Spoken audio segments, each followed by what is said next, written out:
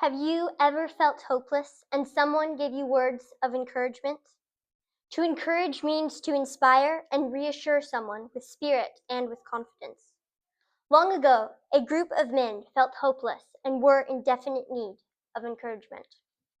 Aeneas and his comrades had been through a terrible storm at sea. The waves loomed high over their heads and crashed on the sides of the boats, drenching the men with spray.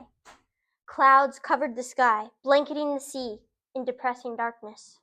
It seemed as if they would never be safe again. Hour after hour passed. The time seemed to stretch into eternity. They wondered, will we ever see dry land? What will become of us? When it seemed as if there was no more hope, Neptune, the god of the sea, came to their rescue and calmed the raging storm. And the surviving men used the last of their strength to make a run for the nearest landfall. They reached shore and dropped exhausted onto the sand. They felt discouragement, doubt, and disappointment. When they had first begun their journey, they had had a glimmer of hope. Even though Troy had been defeated and burned, they could start over and build a new life somewhere else. But now that small glimmer of hope had shattered. Wearily, they set out the last of their food, which was drenched in sea salt, to help satisfy the hunger that each man so intensely felt. Discouraged and disheartened, they sat down to eat. During the storm, many of their friends had died and been lost forever at sea. Aeneas, knowing how depressed every man felt, and knowing that they could not keep on like this, he stood up and said, "Comrades, we are not strangers to pain.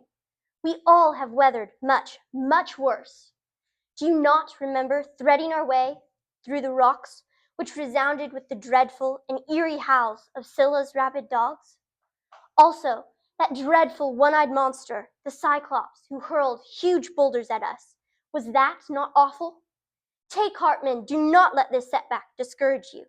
Soon life will be a joy. The fates have decreed that the kingdom of Troy will rise up again. We must keep on. Life will not always be like this. There are indeed better times to come."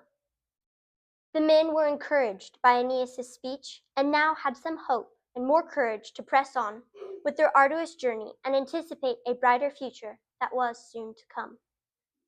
The Bible says in 1 Thessalonians chapter 5, verse 11, "Therefore, encourage one another and build one another up, just as you are doing." To encourage others, you do not need to give a stirring and uplifting speech after a distressing shipwreck. It could be as simple as confidently sharing a cheerful smile or telling someone that you appreciate them. Wherever you go, God can use you as a source of encouragement to those around you. Thank you.